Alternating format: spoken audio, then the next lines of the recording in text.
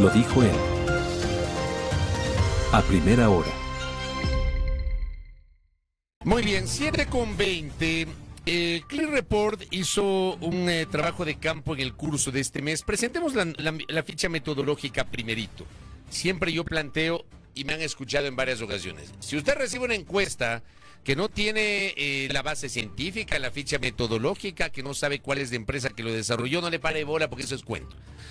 ¿Cuál es la nota metodológica? Está allí, es una encuesta cuantitativa que ya nos va a explicar nuestro invitado en qué consiste, aleatorio simple, entrevistas cara a cara, face to face, les dicen algunos, ¿verdad? En hogares, del 17 al 20 de enero, es una encuesta grande, 1520 encuestas, Pichincha, Guayas, Manabí, Azuay, los resultados totales se obtuvieron ponderando de acuerdo al tamaño poblacional en cada provincia y zona investigada, representatividad 95%, margen de error 2.5%, mayores de 18 años, es la encuesta que ha desarrollado Clear Report. Gracias. Yo quiero siempre arrancar con la nota metodológica que es importante para el contexto correspondiente. Francis Romero está con nosotros acá. Él es el director de Clear Report que desarrolló este trabajo de campo. Francis, bienvenido. Qué gusto. Buen día. Buenos días, Francis. Fabricio, Andrea, muy buenos días. Muchas gracias por la invitación. Y realmente muy agradecido por la oportunidad de presentar de ayudarme a presentar una radiografía de la situación del país. Usted ya mencionó la nota metodológica, como usted ve es una muestra grande en la cual nosotros hemos querido profundizar no solo en los principales indicadores del Ecuador, no solo analizar cómo le fue al ecuatoriano en el 2025, no solo quedarnos con las calificaciones de las instituciones públicas, sino tratar de entender a través de los ecuatorianos qué soluciones se pueden implementar a los principales problemas que tiene el Ecuador. Correcto. Vamos revisando y vamos desmenuzando algunos elementos de esta encuesta que acabamos de presentar. Póngame el primer gráfico, Diego, por favor. Comparemos el 2024 con 2025. ¿Fue mejor 2024 o 2025? ¿Con qué se encontraron ustedes? Fabricio, cuando uno hace una investigación, uno genera unas hipótesis. El 2025 fue un buen año o fue un mal año. ¿Contra qué le podíamos comparar? Obviamente con el anterior.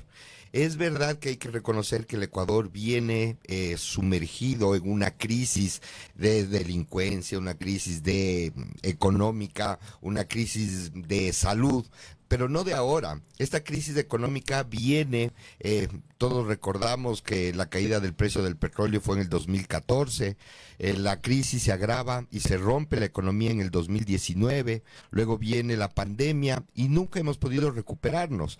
Entonces, al comparar el año 2025, lo tuvimos que hacer con el 2024.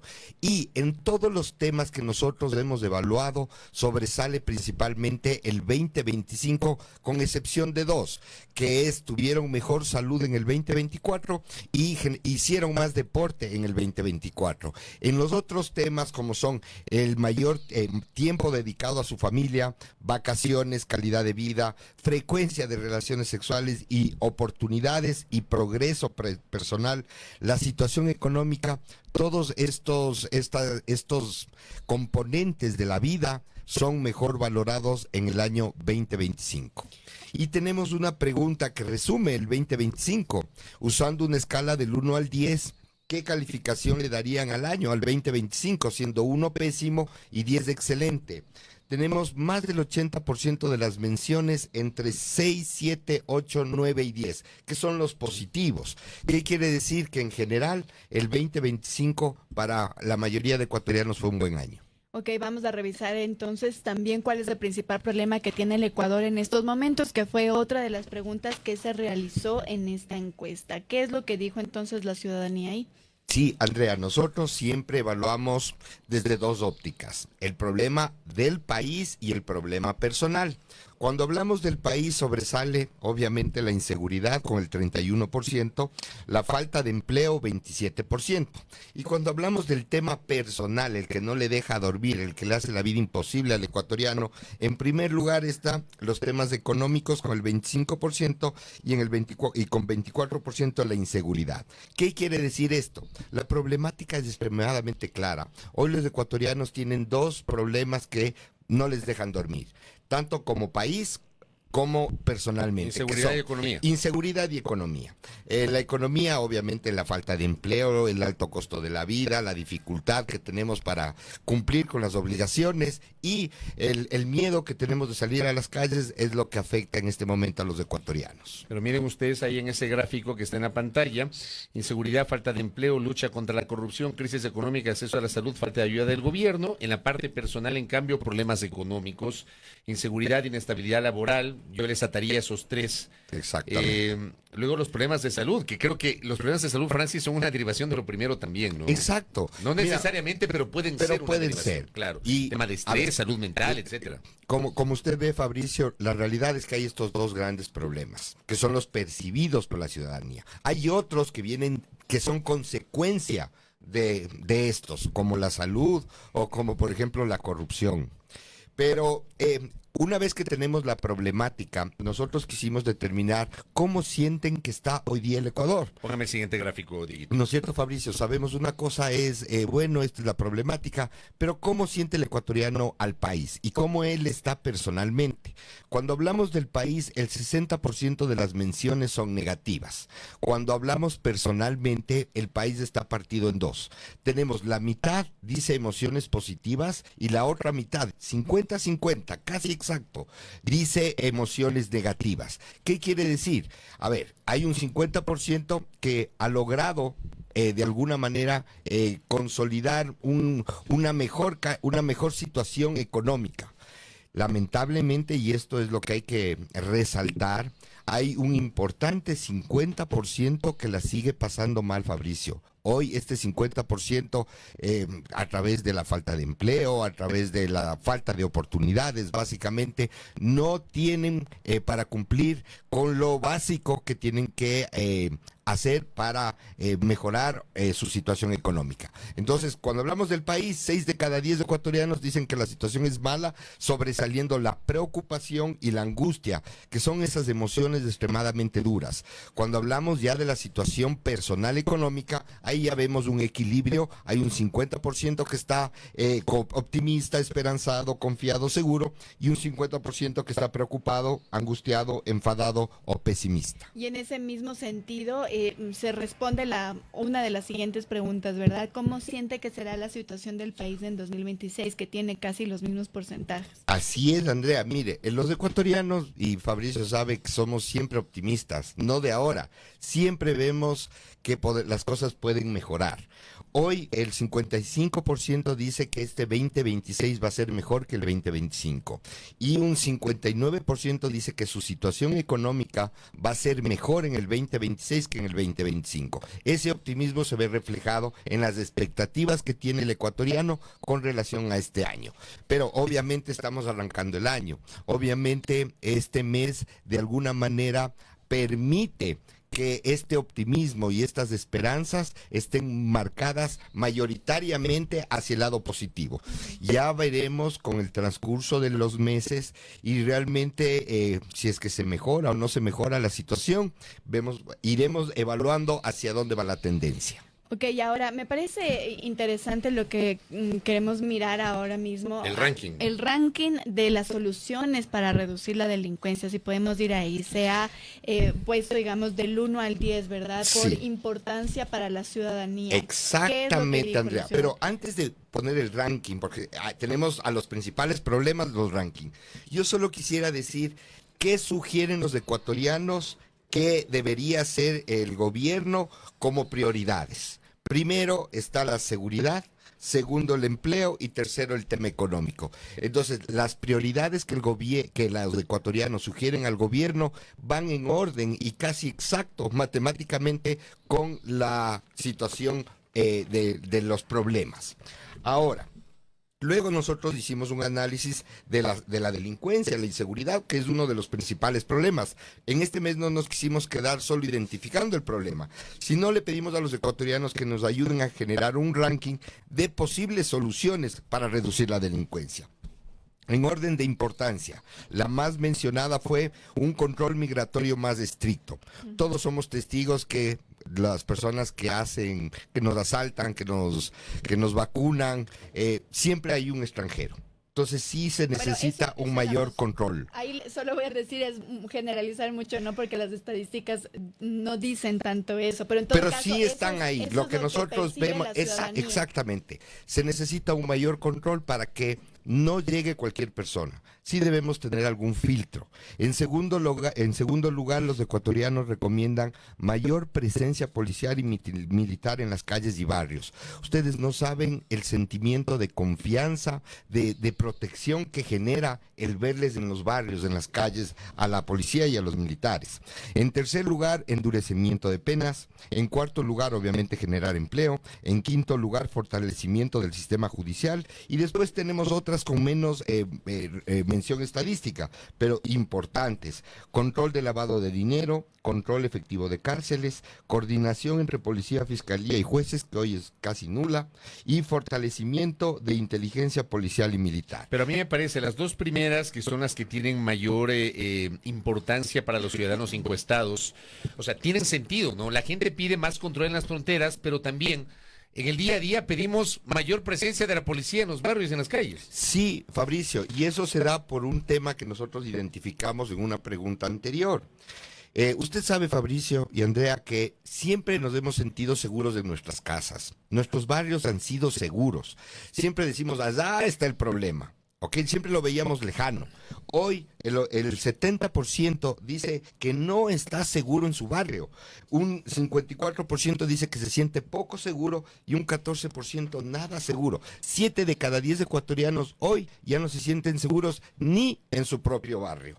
Pero fíjese que el tema de la inseguridad no es que solo nos da miedo salir. Ha hecho que nuestros hábitos cambien. ¿En qué han cambiado los ecuatorianos los hábitos? Primero, evitar ciertos lugares. Fabricio, uno dice, no, yo a ese lugar ya no voy. Segundo, salir menos a eventos e invitaciones. Tercero, hemos instalado rejas, alarmas, cámaras. 4, cambiamos rutas. 5, evitamos hablar con personas desconocidas. ¿Qué otros hábitos hemos cambiado? Pasamos más tiempo en casa, limitamos actividades de hijos, cambiamos horarios de trabajo o estudios y hemos pensado incluso hasta en mudarnos de la zona en la que vivimos. Entonces, la inseguridad es grave, es percibido muy como uno de los más graves problemas que tiene hoy día el país, pero también se presentan estas soluciones que no se necesitan que una pase para que implementar la otra. La implementación de esta serie de soluciones yo creo que podría generar en los ecuatorianos un mayor y mejor sentimiento de que hay una mayor lucha al principal problema que tiene el Ecuador en estos momentos. Ok, ahora vamos a hablar sobre el tema de economía. Una de las preguntas fue, ¿le alcanza su ingreso mensual para cubrir sus gastos básicos? ¿Qué se encontró ahí? Mire, lamentablemente 1 de cada 10 ecuatorianos dice que sí le alcanza sin dificultad. O sea, está tranquilo.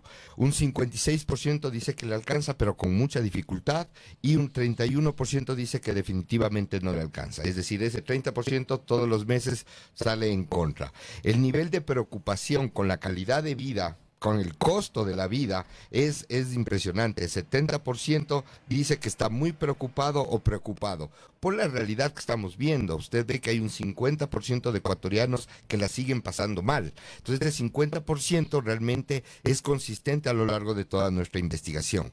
Pero ahí viene el ranking. ¿Qué sugieren los ecuatorianos que se debe hacer para mejorar la economía? Primero, obviamente, generar empleo. Con empleo uno puede afrontar de mejor manera las obligaciones. En segundo lugar está el acceso a crédito. Fabricio y Andrea, hoy es muy difícil que un ecuatoriano consiga crédito. Usted va al banco y tiene que tener más plata que lo que va a pedir para poder ser tomado en cuenta y acceder a crédito. En tercer lugar, leyes que fomenten la contratación. Hoy, lamentablemente, ese código de trabajo lo único que hace es espantar a todos los que podrían intentar generar trabajo. En cuarto lugar, de sugerencias está atraer inversión interna y externa. Si no se dan las condiciones para que los ecuatorianos invirtamos en el Ecuador, peor van a venir de afuera. Se tiene que trabajar en eso, cómo se atrae la inversión, cómo motivamos a los principales grupos a seguir invirtiendo en el Ecuador. 5, apoyo a la agricultura. Todos sabemos que la agricultura siempre ha sido esa fuerza importante que mueve la economía del país. Además tenemos reducción de impuestos, reducción del gasto innecesario, reglas claras y apoyo a pequeños y medianos empresarios.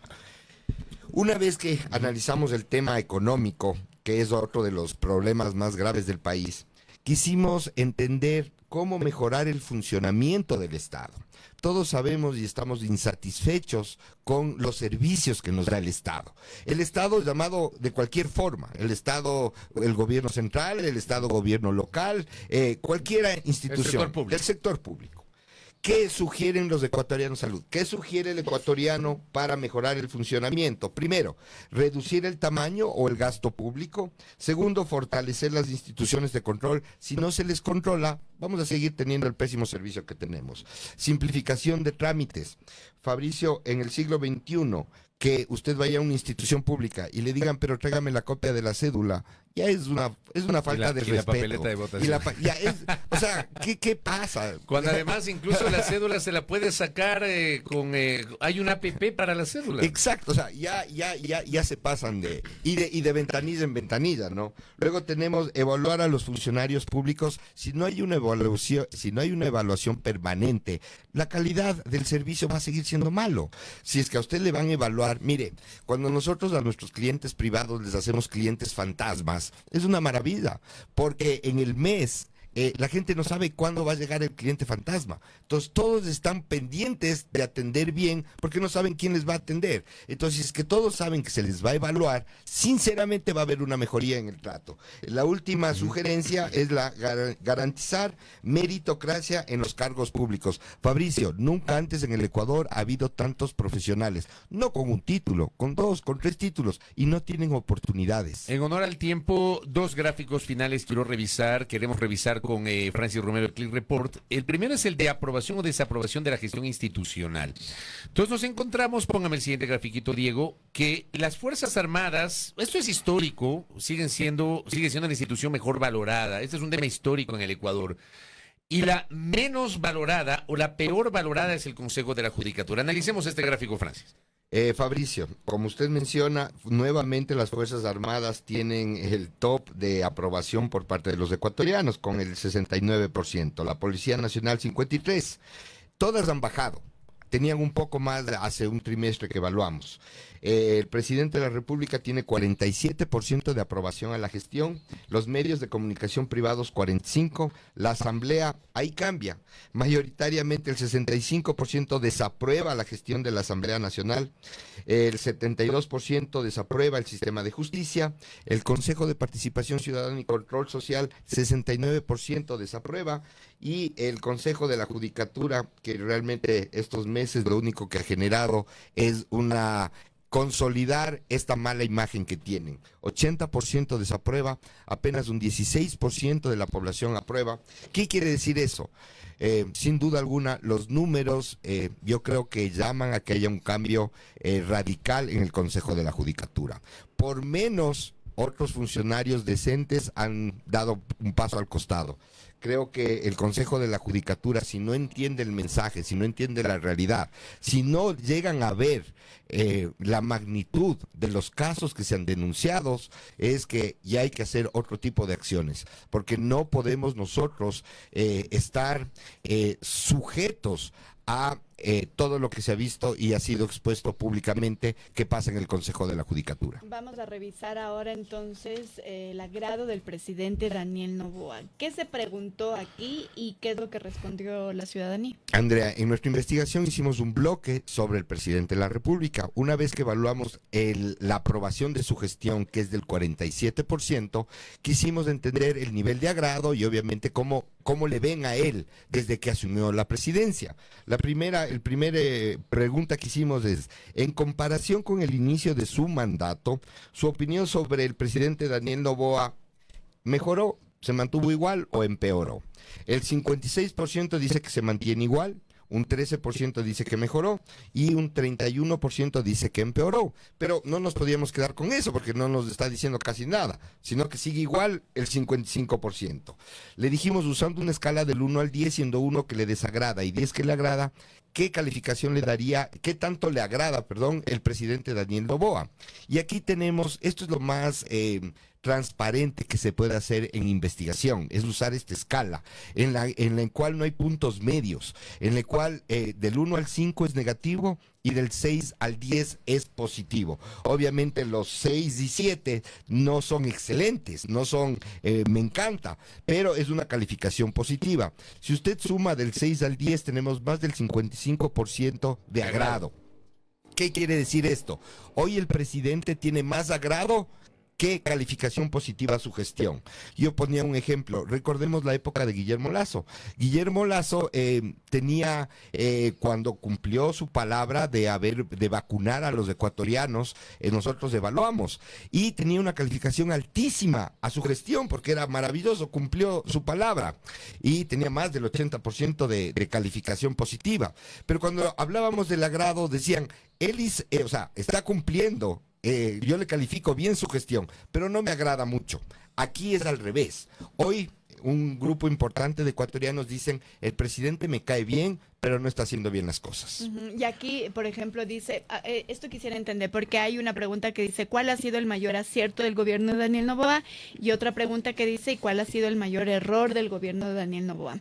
¿Por qué se pone el acierto, generar empleo, como uno de los primeros, pero también se pone mayor error, falta de empleo? ¿O no es incongruente ahí? Andrea, nosotros estas dos preguntas, la del acierto y la del error, le hacemos al total de la muestra, no a los que en la pregunta nos dijeron que tienen buena imagen o mala imagen, ¿ok?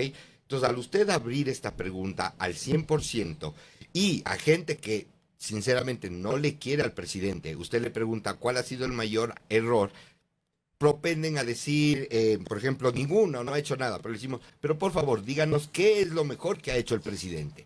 Entonces, así, apretando, logramos tener que un 17% mencionó generar empleo, para el 17%, para mejorar la imagen del país, para un 15%, enfrentar la delincuencia un 11%, liderazgo un 10%, que son las que estadísticamente más sobresalen. Pero la conclusión de esto es que no hay algo contundente. Usted no le puede asociar al gobierno de Daniel Noboa con algo específico.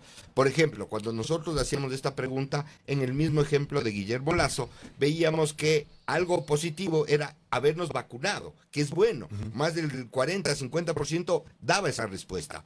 Con relación al error, ¿cuál es lo peor que ha hecho el gobierno? Pasa casi igual. Es decir, el presidente no tiene casi algo contundente positivo, pero tampoco tiene algo contundente negativo.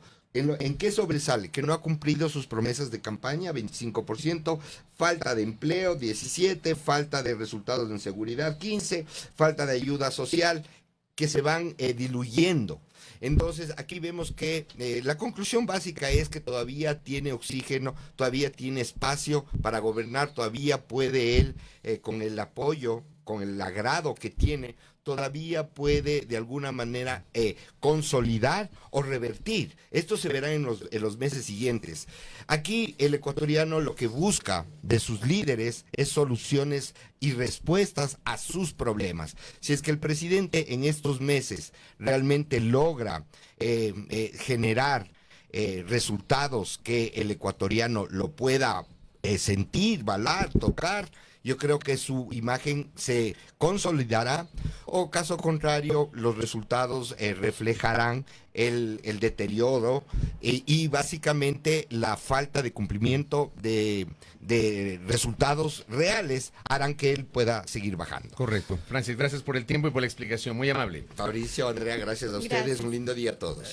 Francis Romero, que ha estado con nosotros, como lo hicimos el día lunes con el CIES, hoy hacemos con Click Report, hemos tenido las dos encuestas que circularon en el curso de este mes de enero, que nos han presentado estas dos empresas. En este caso, Francis Romero de Click Report ha sustentado con qué se encontró en este trabajo de campo, que queda ahí para el análisis y el debate de nuestra audiencia.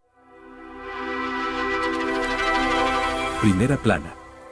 Todas las noticias, todas las voces.